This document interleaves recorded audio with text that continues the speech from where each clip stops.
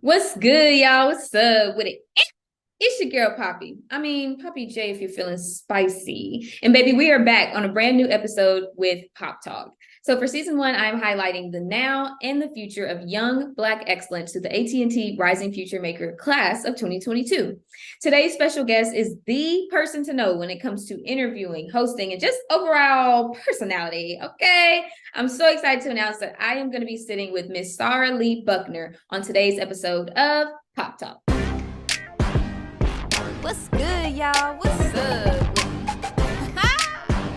It's your girl, Poppy J. Yeah. High five, G. Woo!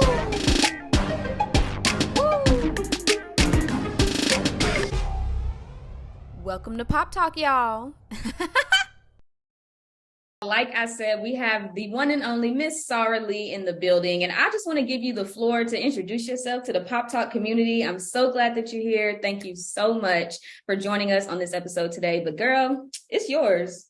Hey, Pop Talk family. My name is Sárah Lee, and I am a media personality. I just graduated from the illustrious Hampton University, and I am just ready to take over this whole media game and media space. I'm a podcaster, I'm a YouTuber, and I am just all things media. I love that because I kind of am doing the same thing. So I've been waiting for our worlds to collide. So this is just really cool. So let's go ahead and get into this gig. I think a lot of people know that hosting and interviewing is definitely a skill that can be taught, right? But to a few people, I feel like it comes just a little more naturally. And word on the street is you've been in the game for a while. So can you tell us just a little bit more about how you got started? I feel like you had like a radio show as a child. Just tell us a little bit more about that. Tell me more. Yes, so you're 100% correct. I started with media very, very young. But it wasn't something that I just knew, like, I'm just going to be this media star. I just always had this love for communicating with people. So I didn't really fully grasp the gift that I had until I started to really get into high school. So I had a love for acting, but I didn't know how that was going to translate because I was a communicator. But then I realized once I started diving into public speaking more and interviewing and talking to people, I could really do all of those things as a communicator. So that's how I found my lane.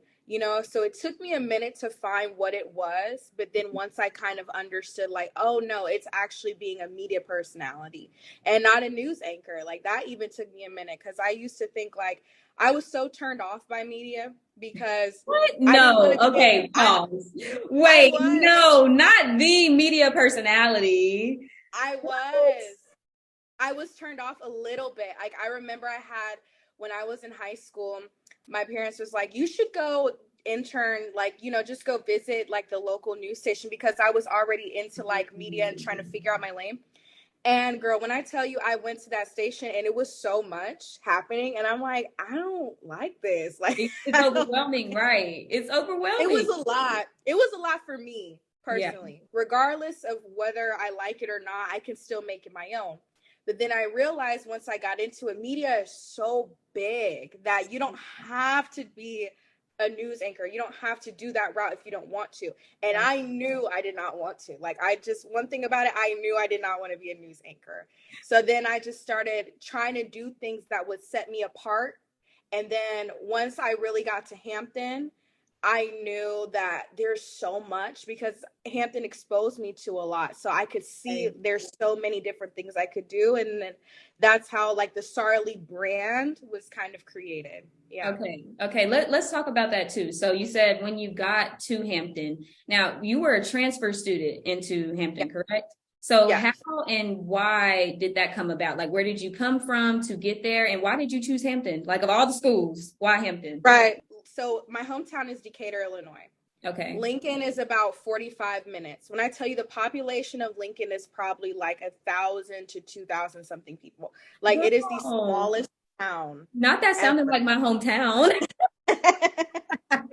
Girl, it's small. Yes. Like, it's Okay. so Okay. small, super small. And like, I loved it because it was like this. So when I came from high school, it was an all Catholic school. So no diversity, nobody to really relate to me for real. I Mhm. get to Lincoln, it's this really, really small white town and somewhat racist to a certain extent, just because they've never seen a lot of Black people coming through that area. Fair. So, but the school itself was so Black oriented because everybody was coming from Chicago. They're coming from my hometown. They're coming from like all these different places. So it was like this small little Black school in the middle of nowhere. Right. So okay. I kind of felt like this is the coolest transition, but I wasn't thinking of it like that at the time. So I was the news anchor. I had developed my own show there, but then I realized like, I'm not going to stay here because I knew I wasn't going to be able to grow there. Gotcha. And once I knew that, that's when I'm like, okay, now I got to be able to make my transition. So then that's when I decided I got to make these phone calls. I got to see which HBCU is going to fight for me. And I had all the grades. I had everything. So I was really even like letting them know, like, hey, I'm the one to choose. So what are you? Okay, honey, I'm the prize at this point. And I have a lot on my plate. No, so not only am I going to grow at your institution, but like I'm bringing something for you. Yeah, you're not just giving something to me. It's a equal transaction, and I love that. I love that. Exactly. I always would say to transfer students, you have to know that you are bringing something to the school. You're not begging them to accept you. You have to see it's a transactional thing because you're putting in your money, your time, everything. So I was letting them know like, hey, what are you going to offer me that is going to make me want to come to your school? Yeah. And Hampton really did that for me. They knew I had my associate's degree. Everything was packaged up. You can't really pick apart anything that I've done because it's all there. And going to the HBCU and I mean, doing all the things you did, your resume is impeccable. Okay. Thank you. As it should be. But how do you think that going to an HBCU really just allowed you to grow? And in what ways do you think you truly were able to say, okay, I am Sárah Lee, media personality after attending Hampton? That's a good question. I think I grew because number one, I've never been around my own people in the sense of we are all striving for success in a way that I've never seen before. Yeah. So I was always very hungry. And I will say when I went to Catholic school, it made me very competitive because I always had to prove myself that I was worthy, that I was having to have this space where I'm like, I'm supposed to be here and there's nothing you guys can take away from me. So then once I got to my HBCU, it was like, I wasn't the only one anymore. All the students went to schools like that. It's like, so I had this like fresh air. Yeah, I felt safe. I felt safe. That was the first time really in my life where I actually felt safe, like in a place outside of my home. You know what I mean? Everything was aligning for me exactly how I was supposed to. And I just had a goal. Like when I got there, it was hard because I was a new student and I kind of came in, but also it was a blessing because COVID, everybody didn't know what to do.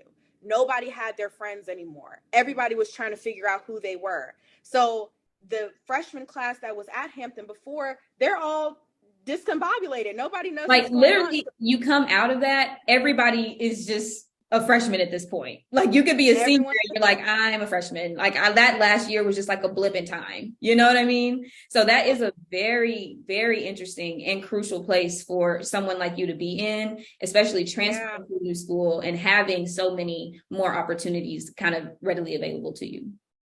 Yeah, it was different because COVID was like a chance. You know what I mean? Yeah. I looked at it as that's good. Like, this is my chance to make a name for myself at a school that I know breeds greatness.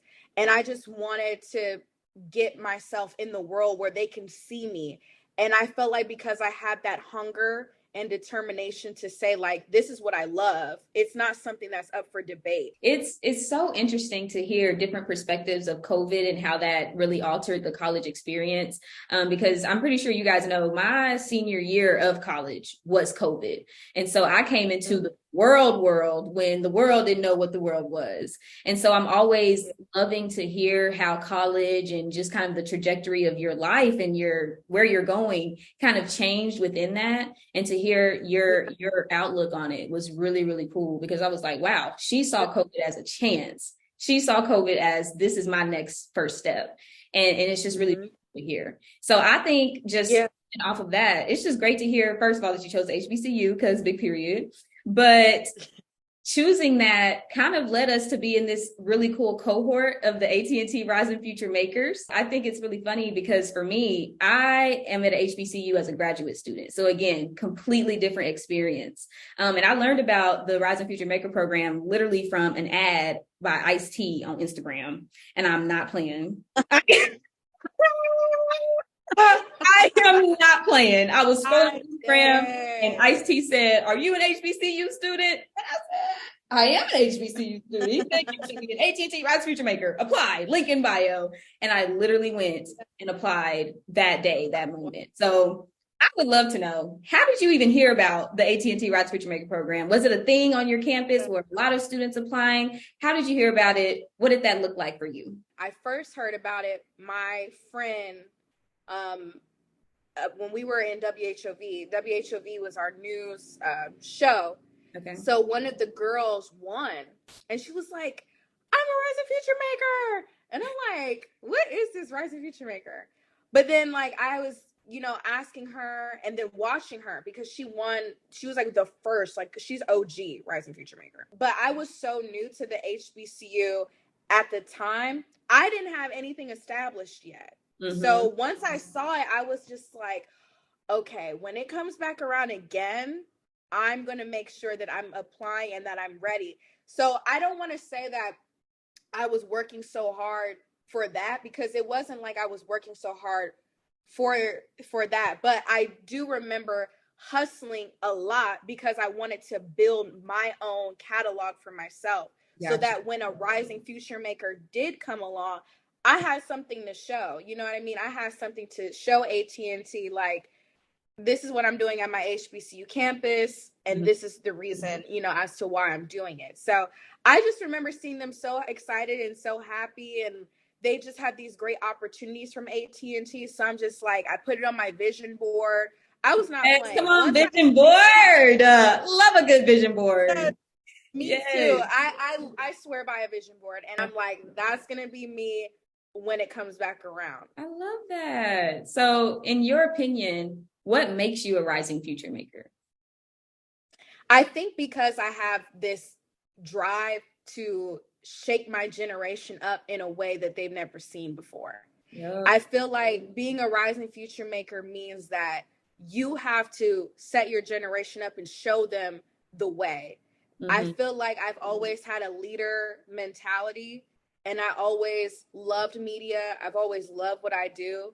And I just wanted to be a person that shows my generation that you can be educated, you can be beautiful, you can be smart, and you can be all these things, but do things in a positive way, that you don't have to always look at people way down the line. That can be you. You know what I mean? So I just want to show them that I can be that person that is representing them. When they see me on their TV screens, they know I'm doing them justice. When they see me interviewing these people, I'm asking them questions that can help you and help you get to where you want to be. Right. You know what I mean? Because I'm right there with you. Like I'm in the same age as you, same demographic as you.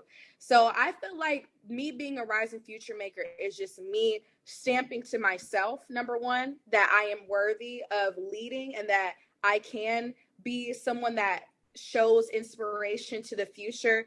And I feel like it just also shows that the generation coming behind us and the people who are looking up to us, it's like those are people that we can look to and talk to and get mentorship from. Right. So that's all I want to be. And I feel like the Rising Future Maker brand and campaign, it embodies everything that I am and everything that I want to be in the future. You know what I mean? So I do. Starting out, yes. I think telling your story and showing that to people is so pivotal to inspiring the next person to complete what they want to do, whether that's in your field or another. I think if we allow ourselves to be inspired by other people, then you're going to be able to grow in your own things, because you're going to say, you know what, I might not be doing media, but Sárah Lee was interviewing them and on this show, and she started a podcast, and I said, man, that's what I'm going to do, but in my own lane. And I think it's just so cool to see, just Black excellence, because why not? You know what I'm talking about? Yeah. Love that. Okay, I have one last question. What fuels your future? That's a good question. What fuels my future? I think about it all the time, but I feel like I know God gave me something in my heart to pursue so hard to the point where like I just can't deny it. It's just something that I can't deny ever. It's always going to be in the back of my mind that I have a purpose to do something and execute it in such a way that's so magnificent that it reaches people and it touches people. So I've always just had this vision for my life that God is putting in me because there's something that's missing in the world and I feel like it's my place to fill it. Until that airs out, which it won't, that's I think what's pushing me to keep going harder and harder and harder. Yeah. Love it. I love it. Oh my goodness. I hope y'all was listening to this, okay? Because Sárah Lee came here and she said, this is who I am and this is what I do. And guess what? Jesus. Okay. But just thank you so much for coming on and doing this interview with me. But we're not done yet. So don't think we about to log out. It's time for a game. I love to play games. Me too. Me too. Today's game is just going to be an opportunity for the audience to get to know you better, for me to get to know you better in a fun way. And it's called What Would Sárah Do? What's good, y'all? What's up? Silver or gold? Gold. Skydiving or bungee jumping? Skydiving. Would you rather travel at night or during the day? Night. Beach or mountains? Beach. Fly or drive?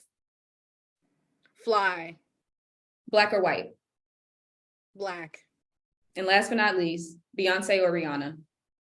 Beyonce. Beyonce. It's what would Sárah do, not what would Poppy do. I'll let you have it. I'll let you have it. Ooh, I can answer that. Beyonce. Okay. I mean, don't get me wrong. I love a good Beyonce moment, but I'll let you have that one. What's good, y'all? What's up? If you could body swap with any person in the world for 24 hours only, who would you swap with? Wait, is this rapid fire or I can think on it? You can think. This is hypothetical. I was about to say. What the hell? Okay. Who would I swap bodies with? I would swap bodies with Saweetie. Oh, I was not expecting that. Why Saweetie? I would swap bodies with Saweetie because number one, I feel like her fashion is so tea. So I feel like I would love to get glammed up by her glam team. I would want to like perform. So I would definitely want to be like rapper for a day, like a back rapper for a day. And I just feel like she's not intense. Like she would be more my vibe if I was a rapper. Okay. So I would say if I could swap, I would swap with Saweetie. Okay, I was not expecting that, but that's a good one. That's a good one. Okay. I would swap with her. What do you wish grew on trees? It's the laugh for me. Because I was thinking, okay, I wish that burgers grow on trees. Stop it. Stop it. I love burgers. Like when I tell you, like and my mom was telling me she thought it was gonna like go away.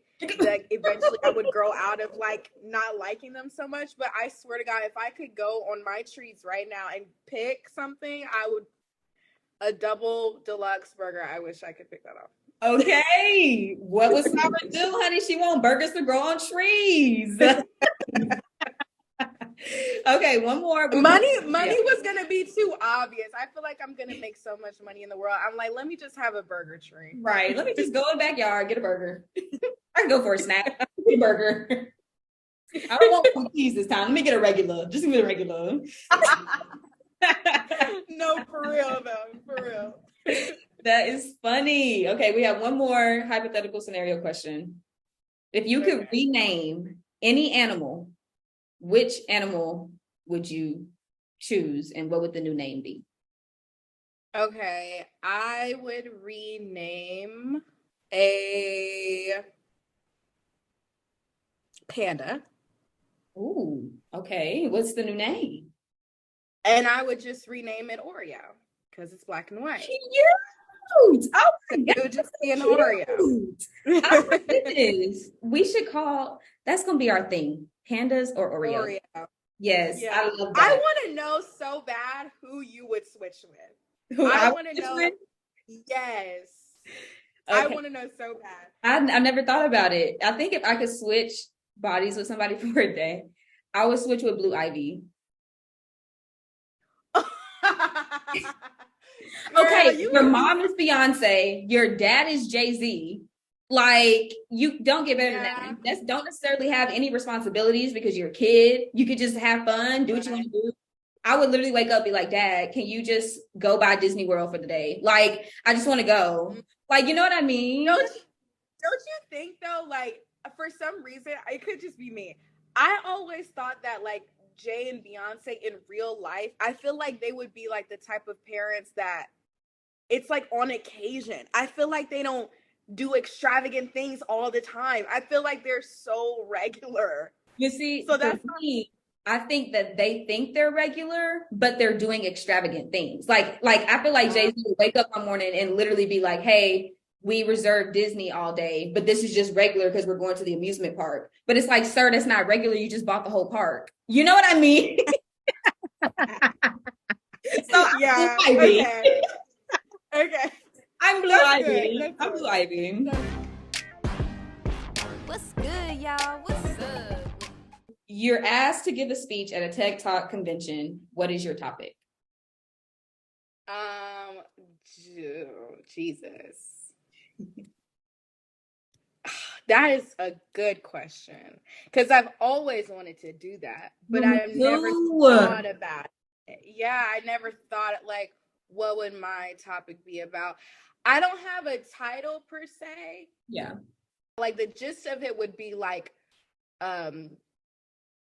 rising, like Phoenix from the ashes type of deal. Like that's what it would give. Like I feel like it would be my journey. And it would definitely be stuff about like self-love, finding yourself, and then birthing. That's what it would be. It would be like birthing, like the manifestation of who you actually want to be. Like it would be something along those lines. Okay. I can see that. Yeah. Do you have one for you? Honestly, I just feel like at this point, we're going to have to team up and just do a team TED Talk. I feel like mine would be something along the lines of goal setting, manifestation, and just kind of like, I don't know, maybe like growing into like where you want to be. Like you see where you are, but how are you going to get it? So probably something. That's really good. Yeah. That's good. I like that. Thank you for playing. What would Sárah do? And honey, she did it. Okay, period. What's good, y'all? What's up? Okay, well, y'all, that's all we have for you today. To Sárah, I just want to say thank you so much for coming and chatting with me. I appreciate you. I can't wait to see your rise and all the beautiful things that you're going to give to the world through media. It's your girl, Poppy. It's your girl, Sárah Lee. And we're both signing out. Peace, love, and blessings. Remember to live your life with hashtag all smiles. High five, Jesus. Woo!